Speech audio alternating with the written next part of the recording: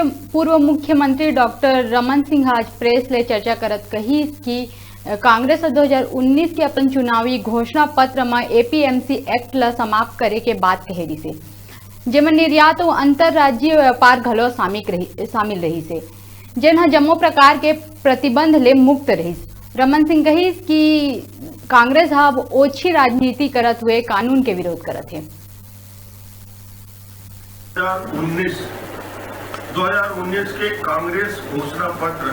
Agriculture produce market committee act को निरस्त कर देगी,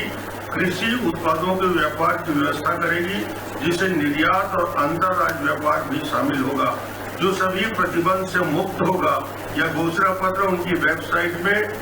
पेज नंबर 17 और पेज नंबर 11 में दर्ज है, जो कांग्रेस का घोषणा पत्र इन्होंने निकाला था। इस कांग्रेस के घोषणा पत्र में जो कांग्रेस ने